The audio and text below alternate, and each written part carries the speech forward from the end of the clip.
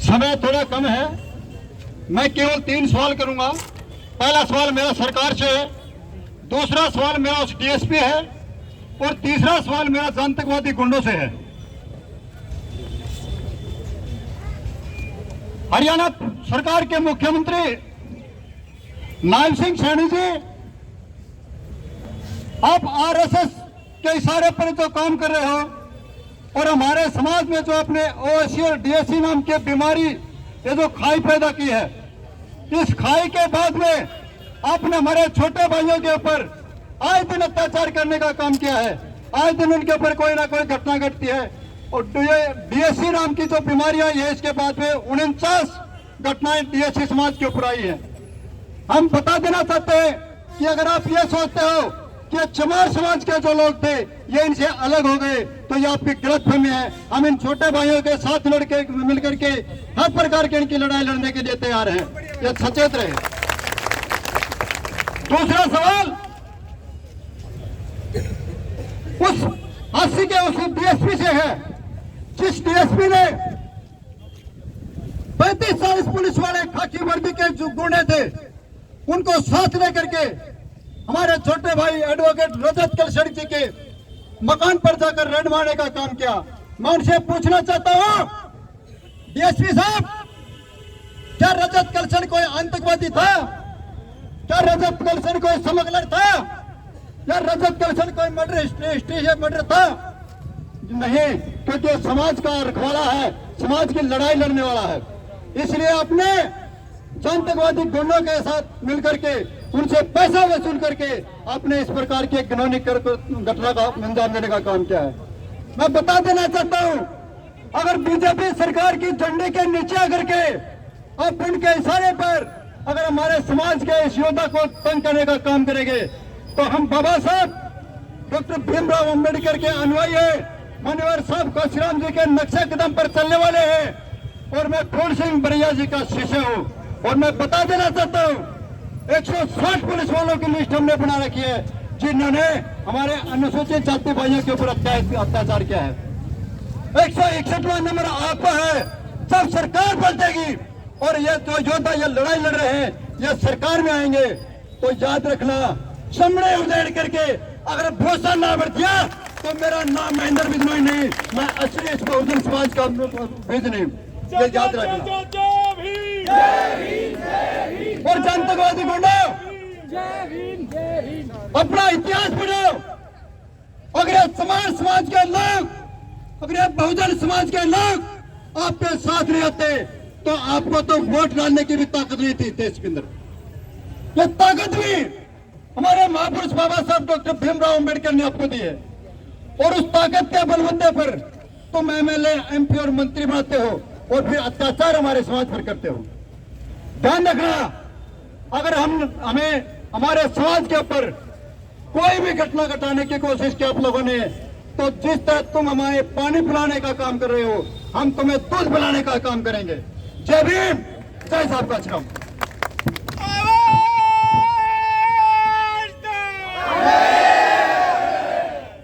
Agitation है यार। Hello साथियों, आज ये आंदोलन इसलिए किया गया क्योंकि इसका मुख्य पर्पस ये है कि भाटला सामाजिक बहिष्कार प्रकरण, उसमें हमारे समाज के बच्चों को पीटा गया, चोटें मारी गई, उनके हाथ पैर तोड़े गए 2017 में, क्योंकि उनकी पानी भरने की बारी थी और जो तथाकथित चौधरी बने फिरते हैं उनके बच्चे बोले हम चौधरी, हम पानी पहले भरेंगे।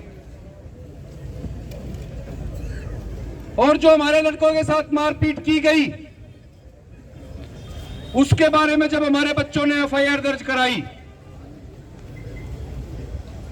तो भाई गांव के सारे चौधरी, खाप पंचायत सारे के सारे इकट्ठा हो गए और बोलते हैं कि वह गांव राम का फैसला है कि वो मुकदमा उठा लो, नहीं तो भाईचारा खराब हो जाएगा। अब गांव राम का क्या मतलब होता है भाई हमको तो ये समझ में आता है काम राम का मतलब कि किसी गरीब के खिलाफ, दलित के खिलाफ कोई एट्रोसिटी, अन्याय या वारदात होती है तो पूरा गांव का, जिसको गाम राम बोलते हैं, हेलो हेलो, उस गाम राम का कर्तव्य ये है कि भाई उस पीड़ित परिवार को न्याय दिलाए, अपराधी को जेल में भिजवाने का काम करे। भाई शांति बनाए रखे थोड़ा सा। अरे बिगाने वालों डट जाओ। लेकिन इस मामले में गाम राम ने ऐलान कर दिया कि मुकदमा वापस ले लो, नहीं तो भाईचारा खराब हो जाएगा। इन्होंने फिर भी मुकदमा वापस नहीं लिया क्योंकि बालक पढ़े लिखे थे। अब उन्होंने पंचायत की पंचायत करके, भाई शांति करो थोड़ा सा, नमस्ते, उन्होंने पंचायत करके 2 जुलाई 2017 को हमारे पूरे एससी कम्युनिटी का सामाजिक बहिष्कार कर दिया। और सामाजिक बहिष्कार में क्या किया कि गांव के जो 1000 से ज्यादा दलित समुदाय के लोग थे, वो ना तो भाई उसको किराने का दुकानदार सामान देगा, ना दूध मिलेगा, ना उनके पशु सार्वजनिक जगह पर चारा चर सकेंगे, ना गांव की मुख्य रोडों पर जा सकेंगे। तो इनका बाइकाट कर दिया। अब लगाओ इनको 20 रुपए का दूध लेने के लिए 20 रुपए किराया भर के और आसिया बरवाड़ा जाना पड़ता था। दूध कितना महंगा पड़ गया इनके। अब इस मामले में इन्होंने एफआईआर दर्ज कराई।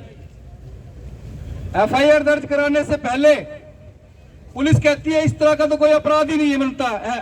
भाई सामाजिक बहिष्कार कोई अपराध नहीं है, हमने तो पढ़ा कोई नहीं। अरे पढ़ो फिर।